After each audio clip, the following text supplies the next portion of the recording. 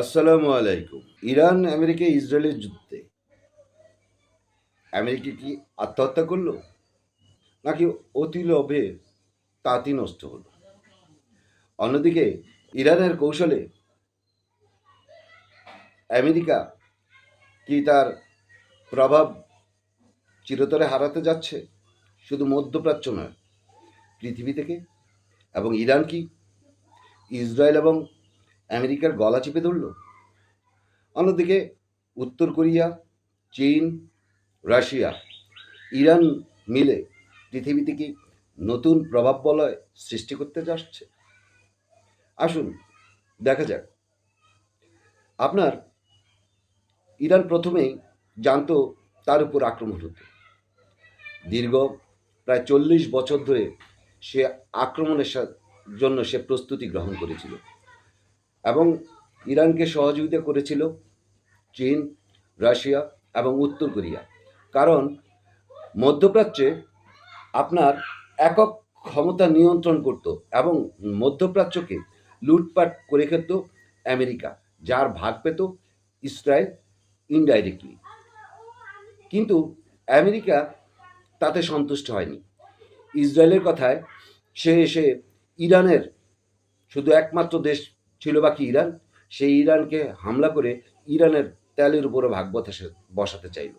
এতে থেকে করে কি হলো, মধ্যপ্রাচ্যের সমস্ত ঘাঁটি এবং প্রভাব আমেরিকা নিশ্চিহ্ন হতে যাচ্ছে।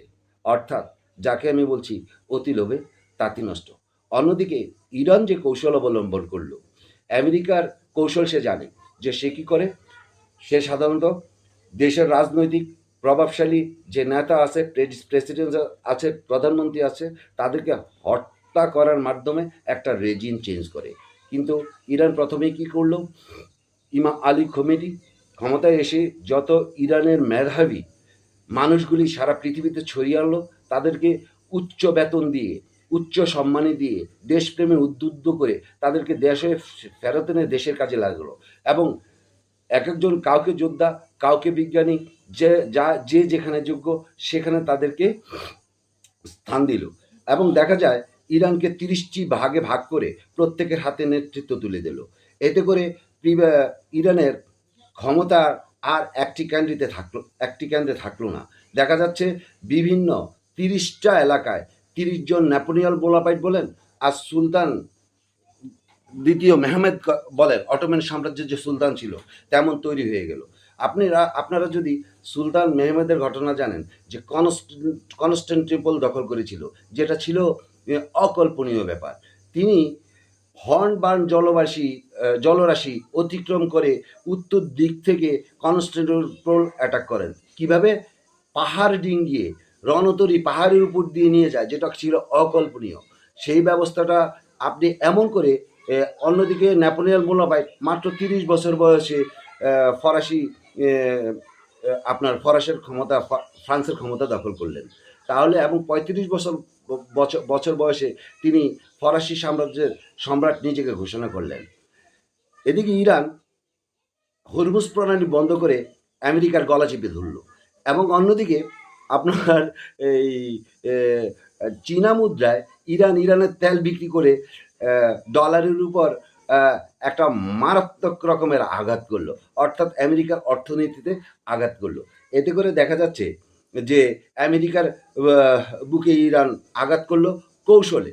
অন্যদিকে ইসরায়েলের যে পারমাণবিক স্থাপনা ডোমিনোর চারপাশে ইরান অ্যাটাক করে ইসরায়েলের বুকেও আঘাত করার ক্ষমতা দেখিয়ে দিল।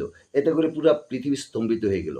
আমি আগেই বলেছিলাম পূর্ববর্তী ভিডিওগুলিতে যে ইরান প্রযুক্তিগতভাবে অনেক ডেভেলপ করেছে, এবং সেটা করেছে অবশ্য চীন, রাশিয়া এবং উত্তর কোরিয়ার সহযোগিতায়। এবং ইরানের কাছে দূরপাল্লার ক্ষেপণাস্ত্র অবশ্যই আছে। যে 2000-4000 কিলোমিটার দূরের ক্ষেপণাস্ত্র তৈরি করতে পারে, সে অবশ্যই 10, 12, 13, 14, 15 হাজার দূরত্বের ক্ষেপণাস্ত্র তৈরি করার সক্ষমতা ইরান রাখে। অতএব এ সকল দৃষ্টিকোণ থেকে যা বোঝা যাচ্ছে যে চীন, রাশিয়া, উত্তর কোরিয়া, ইরান মিলে পৃথিবীতে আরেকটা প্রভাব বলয় তৈরি করতেছিল, এবং এদের ফাঁদে আমেরিকা পড়েছে। এবং ইরান জানতো তার অবকাঠামো ধ্বংস হবে, এ ব্যাপারে জানতো, যার কারণে ইরান এমন সব অস্ত্র তৈরি করেছে যে সস্তায় এমন অস্ত্র তৈরি করেছে যা বিশ্বকে হতবাক করে দিয়েছে। আসলে আলোচনা করলে আরও অনেক কিছু আলোচনা করা যায়। আমেরিকা ভাবতেও পারে নাই ইরান প্রযুক্তিগতভাবে এতটা ডেভেলপ করেছে, ইরানের নাকি সব ধ্বংস করে দিয়েছে। অথচ ইরান F-16, F-15 যুদ্ধ বিমান এবং F-35 যা নাকি কোনো রাডারে ধরাই পড়ে না, সেটার মধ্যে ইরান আঘাত করে বসে দেয়। তাহলে বুঝতে হবে ইরান প্রযুক্তিগতভাবে কতটা ডেভেলপ এখন। হ্যাঁ, ইরান ভারী অস্ত্র তৈরি করতে পারে নাই ডিউ টু আমেরিকা তাদেরকে এতদিন যে অর্থনৈতিক অবরোধ দিয়েছিল, যেভাবে যন্ত্রাংশ আমদানি করতে সে সেভাবে পারে নাই, কিন্তু সে কৌশলে এমন দিকে ডেভেলপ করেছে তার মেধাবী সন্তানদের মাধ্যমে যেটা আমেরিকার ধারণারও বাইরে ছিল। অতএব ভূ রাজনীতিতে, গ্লোবাল পলিটিক্সে নতুন ধারা তৈরি হতে যাচ্ছে এবং আমেরিকা পড়েছে ইরান, উত্তর কোরিয়া, রাশিয়া এবং চীনের ফাঁদে। এই ফাঁদ থেকে বের হওয়ার আর কোনো রাস্তা নাই। আমার আলোচনা যদি ভালো লাগে তাহলে সাবস্ক্রাইব করুন। আল্লাহ হাফিজ।